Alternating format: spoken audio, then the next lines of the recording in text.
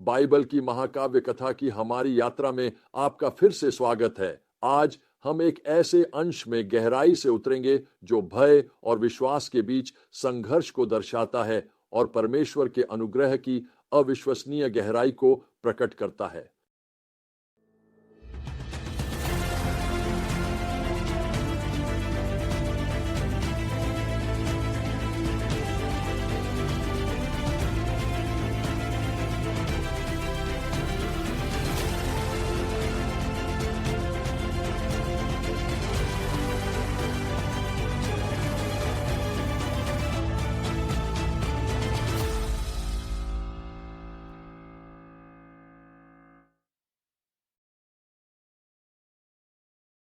जैसा कि हमने उत्पत्ति में देखा है, परिवार मानवता के लिए परमेश्वर की योजना के केंद्र में है।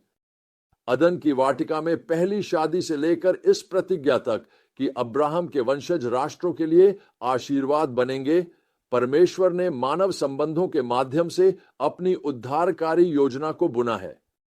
और इन रिश्तों के केंद्र में है विवाह, बीच का पवित्र मिलन। पति और पत्नी। उत्पत्ति अध्याय 20 में हम अब्राहम और सारा को गेरार क्षेत्र में पाते हैं, जहां अब्राहम एक बार फिर भय के शिकार हो जाते हैं। चिंतित होते हैं कि गेरार के लोग परमेश्वर का सम्मान नहीं करते। वह सारा के साथ अपने संबंध के बारे में आधा सच बोलते हैं, यह कहते हुए वह मेरी बहन है। उत्पत्ति 20:2। यह एक चौंकाने वाला डेजा वू क्षण है जो हमें मिस्र में अब्राहम द्वारा किए गए इसी तरह के छल की याद दिलाता है। लेकिन इस बार कोई नुकसान होने से पहले ही परमेश्वर हस्तक्षेप करते हैं। एक स्वप्न में वह गेरार के राजा अबीमेलेक को चेतावनी देते हैं कि सारा को ले जाना एक गंभीर पाप होगा, क्योंकि वह एक विवाहित स्त्री है। अबीमेलेक, जिसने निर्दोषता में कार्य किया था, स्वाभाविक रूप से हिल जाता है। वह अब्राहम का सामना करता है और पूछता है, तुमने हमारे साथ यह क्या किया? मैंने तुम्हारा क्या बिगाड़ा कि तुमने मुझ पर और मेरे राज्य पर इतना बड़ा अपराध लाद दिया? उत्पत्ति 20 के आयत 9 में अब्राहम की प्रतिक्रिया से उसके छल का मूल कारण प्रकट होता है। वो है भय। उसे डर था कि गेरार में परमेश्वर के प्रति श्रद्धा की कमी के कारण सारा की वजह से उसकी हत्या कर दी जाएगी। यह एक स्पष्ट याद दिलाता है कि विश्वास के महान व्यक्ति जैसे अब्राहम उन्हीं भय और संदेहों से जूझते हैं जिनका हम आज सामना करते हैं। लेकिन यहां एक अद्भुत बात यह है, अब्राहम की असफलता के दौरान परमेश्वर का अनुग्रह चमक उठता है। वह न केवल सारा की रक्षा करता है और विवाह की पवित्रता को बनाए रखता है, बल्कि वह अबीमेलेक पर भी असाधारण दया दिखाता है। वह उसे एक स्वप्न में प्रकट होता है, सत्य प्रकट करता है और उसे पाप करने से रोकता है। और जब अबीमेलेक सारा को लौटाता है और अब्राहम का सम्मान बहाल करता है, तो परमेश्वर अबीमेलेक और उसके घराने को चंगा करता है, जिससे स्त्रियां फिर से गर्भधारण करने में सक्षम हो जाती हैं। यह परमेश्वर की दया और प्रावधान का एक अद्भुत प्रदर्शन है। वह परमेश्वर है जो हमारी असफलताओं और भय को भी अपने उद्देश्यों को पूरा करने के लिए उपयोग कर सकता है। वह परमेश्वर जिसकी कृपा हमारे सभी पापों से बढ़कर है, और यही वह आशा है जिससे हम चिपके रहते हैं, है ना? चाहे हम कितनी भी बार ठोकर खाएं, चाहे भय हमें कितनी ही बार हरा दे, परमेश्वर की कृपा पर्याप्त है। उसका प्रेम अटूट है और उसके उद्देश्य अवश्य पूरे होंगे। मैं अपने जीवन के एक ऐसे समय के बारे में सोचता हूं जब भय ने मुझे लगभग हरा ही दिया था। मैं पूर्वी जर्मनी में पर्वतारोहियों के एक परिवार से मिलने गया था और उन्होंने मुझे उनके साथ एक सुंदर चोटी पर चढ़ने के लिए आमंत्रित किया। एकमात्र समस्या, मुझे ऊंचाइयों से बहुत डर लगता था, लेकिन मैं उन्हें निराश नहीं करना चाहता था, इसलिए मैंने सहमति दे दी और सब कुछ ठीक चल रहा था जब तक कि हम अंतिम 50 मीटर तक नहीं पहुंचे। अचानक रास्ता खत्म हो गया और हमारे सामने केवल खड़ी चट्टानें थीं जिन पर हमें खुद को खींचते हुए चढ़ना था।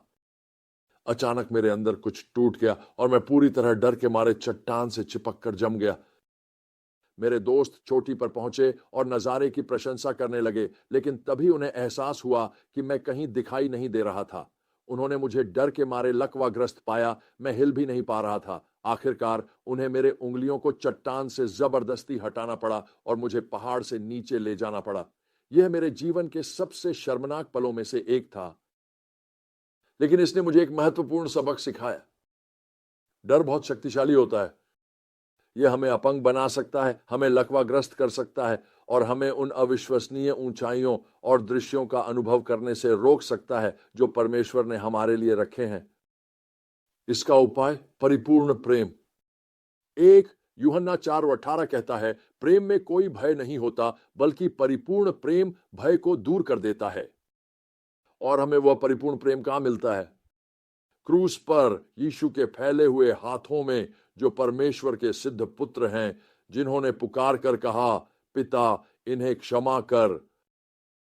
जब डर आपको और मुझे पूरी तरह से घेरने की धमकी देता है, जब हम अपने ही प्रयासों की झूठी सुरक्षा को पकड़ने के लिए ललचाते हैं, तब हमें क्रूस की ओर देखना चाहिए, उस परिपूर्ण प्रेम की ओर भागना चाहिए जो हर भय को दूर कर देता है, उस अनुग्रह की ओर जो हमारी सभी असफलताओं से बड़ा है।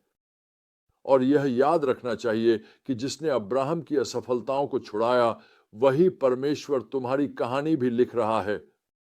वह तुम्हारे विश्वास का रचयिता और सिद्ध करने वाला है। वही जो तुम्हें हर परीक्षा और विजय के माध्यम से उस महिमामय अंत तक ले जाएगा जिसे उसने पहले से ही निर्धारित किया है।